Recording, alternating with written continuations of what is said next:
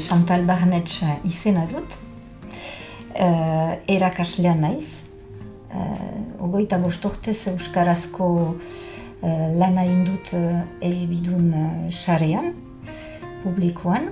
Eta bai dela 10 urte, beste bide bat hartu dut.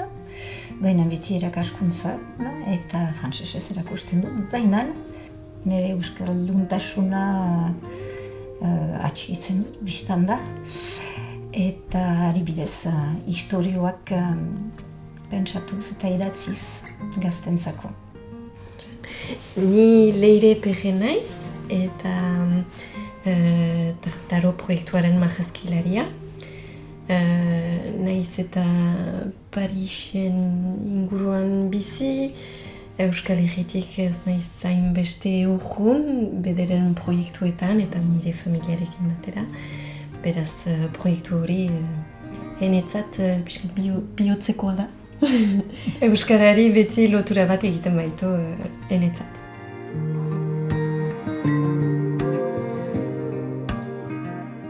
Istorioa ez da lehenbizik sortu ene espirituan, baizik eta gaia. Enetzat importanteak diren gaiak dira elkar bizitza eta ezberdintasuna.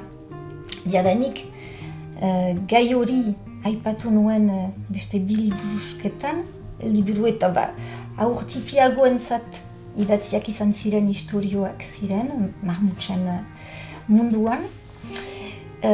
Baina gai horiek ere aipatu nahi nituen haur handiagoentzako. Eta haur handiagoentzat plazatu behar zen gizartean, istorioa.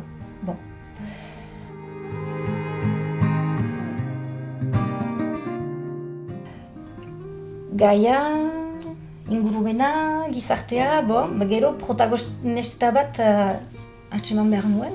Eta hori enetzat biziki zaila izan da. Zeren eta ezberdintasuna gai hori ez nuen ezberdintasun berezi batekin aipatu nahi. Eta nolako pertsonai bat sortu hori, luzaz itzulika egon naiz pentsaketan.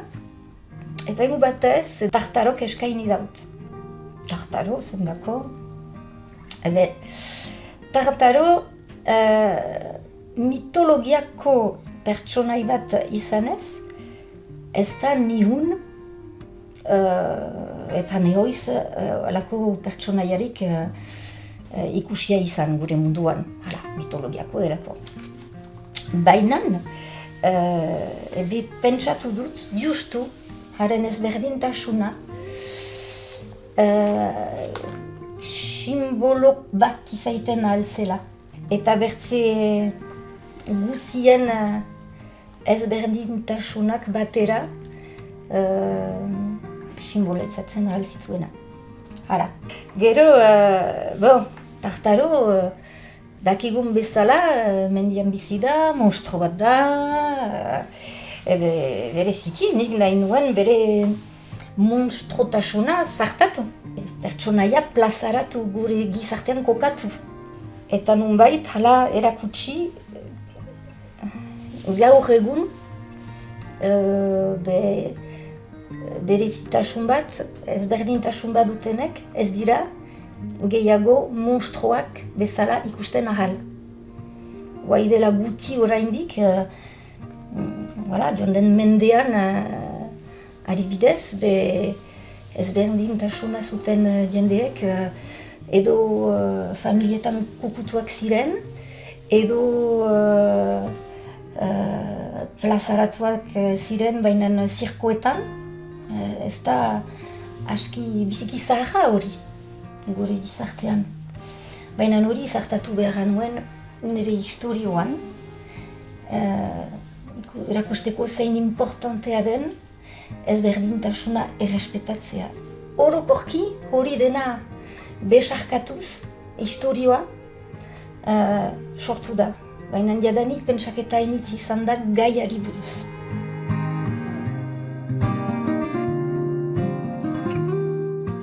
Ikusia nuen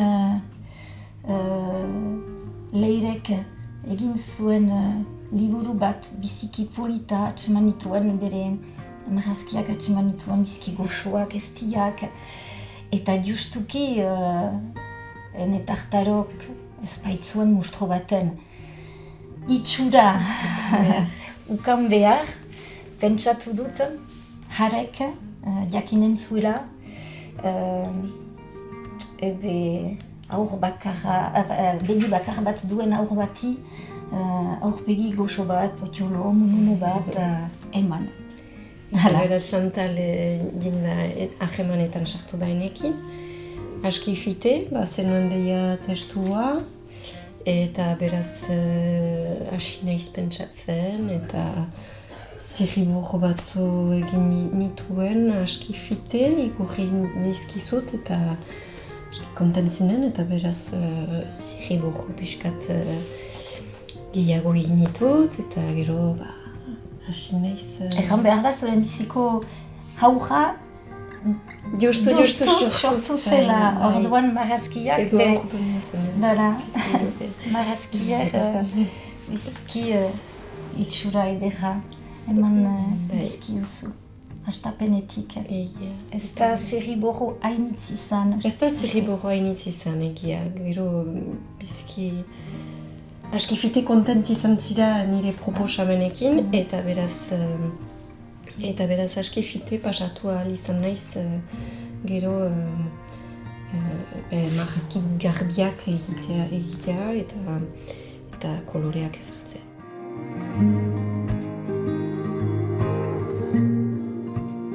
Hasi naiz beraz zirriborroak egiten, eta gero arkatzez egin ditut dena eskuz, ez du bat ere ordenagailua erabili.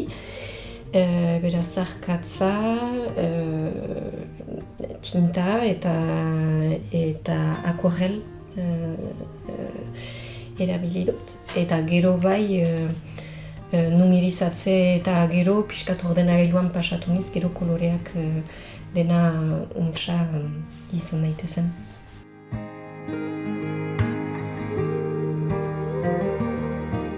Beti testuaren arabera ikusten dut ea untsa moldatzen den, edo ene ideia garatzen ahal dudan. Beraz, zirriborroak egiten ditudanean beti pentsatzen dut ea hobetzen ahal dudan nire komposizioa edo. Baina gero aski fite pasada eta finalki aski naturalki atera dira marrazkiak. Beraz, ez da hain luze izan etapa hori, luzeena izan da finalki sartzea eta numerizatze guztia.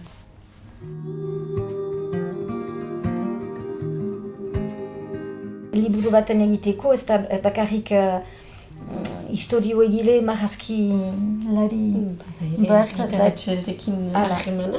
Eta argitaletxeak bere ikuspegia badu ere.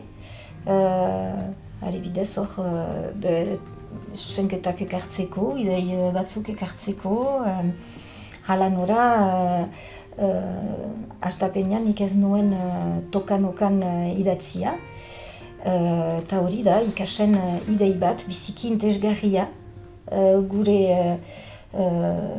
hizkuntzan jokaera hau ez galtzeko, nonbait ageri behar da ere, eta historio hortan bere tokia badu, eta interesgarri da, zenta gaztean artean mintzatzeko manera bat da, bai mutilan artean, bai neska eta mutiko baten artean, posibilitate bat izan da, eta mila esker, aberastasun bat da. Mila esker.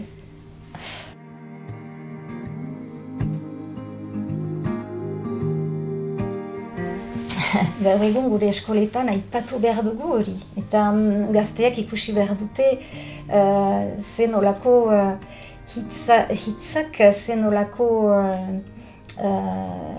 indarra duten, hitz bortitzak, eta hitz lagungarriak izaiten aldiren hitzak.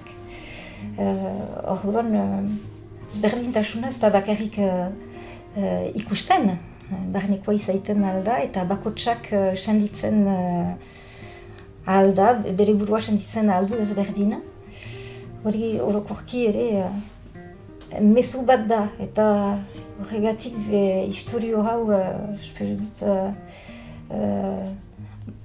Impaktu bat ukanen duela eskoletan, eta ez da baizik ezberdintasuna.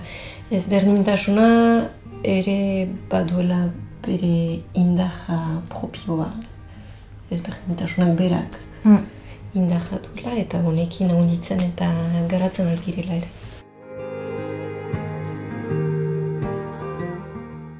Nik momentuko ez, baina zergatik ez beste liburuendako marrazki batzu egin, ikasekin edo beste argitaletxe batekin, berdin Xantalekin, beste proiektu bat baldin baduzu, plazerekin.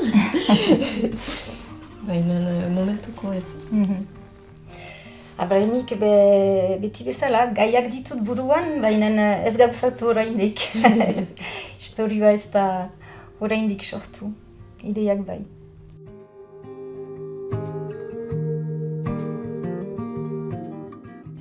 Plazer hartu liburua irakurtzen. Bai, irakur.